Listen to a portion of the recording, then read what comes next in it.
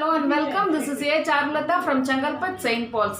இன்னைக்கு நம்ம கிளாஸ் 12 ஓட யூனிட் 3 பார்ட்னர்ஷிப் ஃபர்ம் ஃபண்டமெண்டல்ஸ் உடைய எக்ஸசைஸ் சம் நம்பர் 21 பார்க்க போறோம். இது என்ன क्वेश्चन அப்படினு பாத்தீங்கன்னா Anand and Narayanan are partners and they are sharing their profit and loss in the ratio of 5:3. அவங்களோட ஜனவரி 1st அன்னைக்கு அவங்களோட ஓபனிங் கேபிட்டல் பாத்தீங்கன்னா ₹50,000 and ₹30,000. அதாவது ஆனந்தோடது 50,000, நாராயணனோடது 30,000. அவங்களோட பார்ட்னர்ஷிப் டீட் என்ன ஸ்பெசிஃபை பண்ணுது அப்படின்னா இன்ட்ரெஸ்ட் ஆன் கேபிட்டல் வந்து 6% per annum. அப்புறம் இன்ட்ரெஸ்ட் ஆன் டிராயிங்ஸ் வந்து அவங்க அமௌண்ட்டை கொடுத்துட்டாங்க. ஆனந்தோடது ₹1000 அண்ட் நாராயணனோடது ₹800 அப்படின்னு அவங்க டைரெக்டாக அந்த அமௌண்ட்டை கொடுத்துட்டாங்க. என்பிங்கிறது nothing but net profit. Net profit before calculating interest on capital drawings இதெல்லாம் எவ்வளோ வருது அப்படின்னா ₹35,000. இவங்களோட கொஸ்டின் என்ன அப்படின்னு பார்த்தீங்கன்னா pass journal entries and prepare P&L appropriation account as on 31st December 2018. So இப்போ இதில் இந்த கொஷனுக்கு வந்து நம்ம வந்து ஃபஸ்ட்டு ஜேர்னல் என்ட்ரிஸ் எழுதணும். அதுக்கப்புறமா P&L appropriation அக்கௌண்ட்டை போடணும். ஏற்கனவே நம்ம தனித்தனியாக interest on capital, interest on drawings இதுக்கான அட்ஜஸ்டிங் என்ட்ரி என்ன, டிரான்ஸ்ஃபர் என்ட்ரி என்ன அதெல்லாம் பார்த்தாச்சு. அதே மாதிரி இன்ட்ரெஸ்ட் ஆன் கேபிட்டல் எப்படி கால்குலேட் பண்ணணும், இன்ட்ரெஸ்ட் ஆன் டிராயிங்ஸ் எப்படி கால்குலேட் பண்ணணும் அப்படிங்கிறதையும் நம்ம பார்த்தாச்சு. இப்போ இந்த சம்மில் ஃபஸ்ட்டு ஒவ்வொரு ஸ்டெப்புக்காக நம்ம ஜேர்னல் என்ட்ரிஸ் போடலாம். ஸோ ஃபஸ்ட்டு ஏ வந்து interest on capital 6% per annum. எப்படி நம்ம கால்குலேட் பண்ணணும் இன்ட்ரெஸ்ட் ஆன் கேபிட்டலை? அதுக்கான formula amount of drawings into rate of interest into period of interest. இங்கே வந்து அமௌண்ட் ஆஃப் கேபிட்டல்னும் போது ஆனந்தோடது ₹50,000 இல்லையா?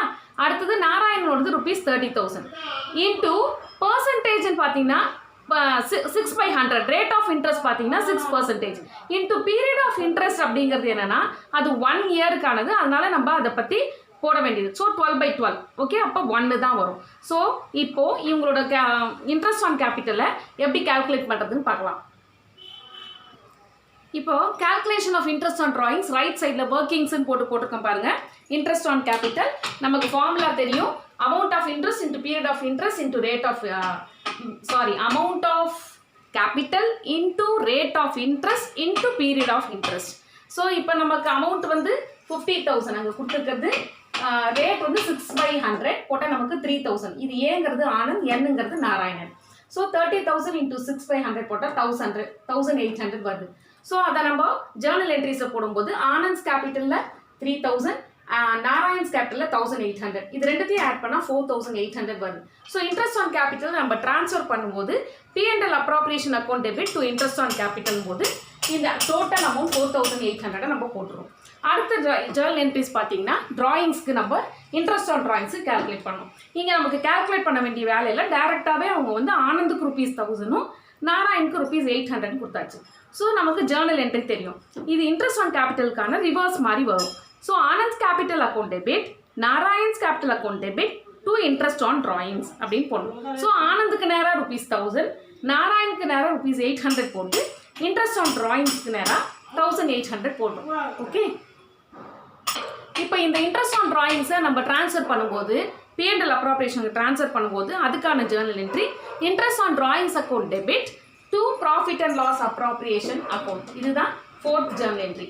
Interest on drawings account debit to P&L appropriation account. So இங்கே இருக்கிற இந்த 1,800 நம்ம இங்கே கொண்டு போய் போட போகிறோம். ஓகே,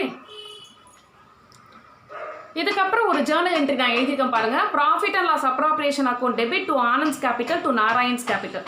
அது என்ன அப்படின்னா நம்ம P&L அப்ராப்ரியேஷன் ப்ரிப்பேர் பண்ணதுக்கு அப்புறமா நமக்கு ப்ராஃபிட் வந்ததுன்னா அதுக்கான ஜேர்னல் என்ட்ரி அது.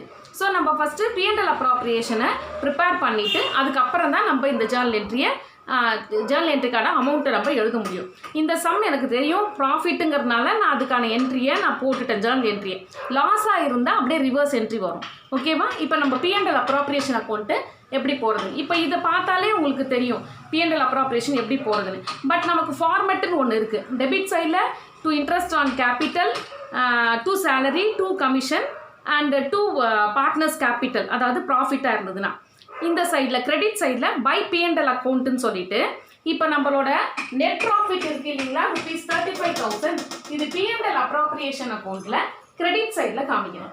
அதுக்கப்புறம் பை இன்ட்ரெஸ்ட் ஆன் டிராயிங்ஸ். இதுதான் format for P&L appropriation account. நீங்கள் ஃபார்மேட்டை எழுதிட்டு அந்தந்த அமௌண்ட் அதில் ஃபிக்ஸ் பண்ணிவிட்டு பேலன்ஸ் பண்ணி வர ப்ராஃபிட்டை நம்ம என்ன பண்ணணும், ஆனந்த் அண்ட் நாராயணுக்கு இந்த ரேஷியோ 5:3 இருக்கு இல்லையா, அந்த ரேஷியோவில் பிரித்து தான் போடணும். அப்படியே வெறுமனே பார்ட்னர்ஸ் கேபிட்டல்னு போடக்கூடாது. ஏன்னா அவங்க ரேஷியோ என்னவோ அதுக்கு தகுந்த மாதிரி நம்ம பிரித்து போடணும். இதுதான் ப்ராஃபிட் அண்ட் லாஸ் அப்ராப்ரியேஷன் அக்கௌண்ட்டுக்கான ஃபார்மேட். ஆக்சுவலாக நமக்கு வந்து இந்த டெபிட் சைடில் பார்த்தீங்கன்னா 2 interest on capital, 2 salary, 2 commission அதெல்லாம் வரும். நமக்கு இந்த சம்மில் சேலரி கமிஷன் இல்லைங்கிறதுனால அதை நம்ம போடலை. அதுக்கப்புறம் 2 பார்ட்னர்ஸ் கேபிட்டல், அதாவது இந்த சைடில் வந்ததுன்னா ப்ராஃபிட். சரி, இப்போ இங்கே பார்த்தீங்கன்னா நான் கிரெடிட் சைடில் பை P&L அக்கௌண்ட்டுன்றதுல 35,000 போட்டிருக்கேன். அதாவது நமக்கு சம்மில் கொடுத்துருக்காங்க இல்லையா, net profit before calculating interest on capital and drawings 35,000 கொடுத்துருக்காங்க. நான் ஏற்கனவே சொல்லியிருக்கேன் P&L அப்ராப்ரியேஷன் அக்கௌண்ட்டுங்கிறது ப்ராஃபிட் அண்ட் லாஸ் அக்கௌண்ட்டோடைய எக்ஸ்டென்ஷன்னு சொல்லியிருக்கேன். அப்போது ப்ராஃபிட் அண்ட் லாஸ் அக்கௌண்ட்டில் நமக்கு வந்த அந்த நெட் ப்ராஃபிட்டை தான் நம்ம இங்கே ப்ராட் டவுன் பண்ணுறோம். ஓகேவா, we are bringing down the this 35,000 net profit from the profit and loss account. இது கொஸ்டின்லேயே கொடுத்துருப்பான். நம்ம இதுதான் ஃபார்மெட்டு. அந்த அமௌண்ட் எவ்வளவோ அதை நம்ம எழுதிக்கிறோம். அடுத்தது கிரெடிட் சைடில் வர வேண்டியது interest on drawings. Interest on drawings வந்து ஆனந்துக்கு நாராயணுக்கு ஸ்பெசிஃபிக்காக கொடுத்துருக்காங்க, அதை அப்படியே எடுத்து எழுத போகிறோம். இன்ட்ரெஸ்ட் ஆன் கேபிட்டல் நம்ம கேல்குலேட் பண்ணோம். ஆனந்துக்கும் நாராயணுக்கும் 3,000, 1,800 அதை இங்கே போட போகிறோம். ரைட், இப்போ பார்த்தீங்கன்னா நம்ம ஆட் பண்ணும்போது கிரெடிட் சைடில் P&L account 35,000, interest on drawings ஒரு 1,800, இது ரெண்டுத்தையும் ஆட் பண்ணால் நமக்கு 36,800 வருது. வேறஸ் டெபிட் சைடில் பார்த்தீங்கன்னா 4,800 இருக்குது. ஸோ இந்த 36,800ல் இந்த 36,800ல் இந்த 4,800 மைனஸ் பண்ணால் மீதி இருக்கிறது 30,000. ஸோ இந்த சைட் பேலன்ஸ் வரதுனால அது ப்ராஃபிட். ஸோ அதனால தான் நான் journal entry profit and loss appropriation account debit to Anand's capital to Narayan's கேபிட்டல்னு போட்டிருக்கேன். ஓகேவா, இப்போ இந்த 32,000 எப்படி நம்ம போடணும்னா, நான் ஏற்கனவே சம்மில் சொல்லியிருக்கேன். Anand and Narayan are partners, they are sharing their profit and loss இந்த ரேஷியோ ஆஃப் 5:3 அப்படின்னு சொல்லியிருக்கேன். ஸோ இந்த 32,000 5 divided by 8 and 3 divided by 8 அப்படின்னு போட்டு நம்ம அவங்களோட ப்ராஃபிட்டை கால்குலேட் பண்ணி அதுக்கப்புறம் தான் போடணும்.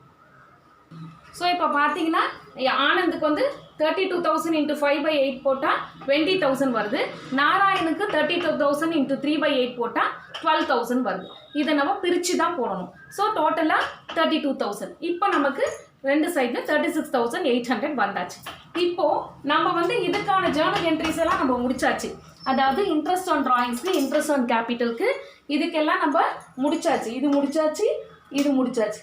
இப்போ நம்ம இந்த ப்ராஃபிட்டுக்கு தான் நம்ம என்ன பண்ணணும், ஜேர்னல் என்ட்ரி எழுதி வச்சுருக்கேன். அந்த அமௌண்ட்டை அதில் கொண்டு போய் நம்ம ட்ரான்ஸ்ஃபர் பண்ணணும். அந்த 20,000 12,000 அந்த ஜேர்னல் என்ட்ரியில் எழுதணும். ஓகேவா, ப்ராஃபிட்டாக இருக்கிறதுனால profit and loss appropriation account debit to Anand's capital to Narayan's capital அப்படின்னு போடுறோம்.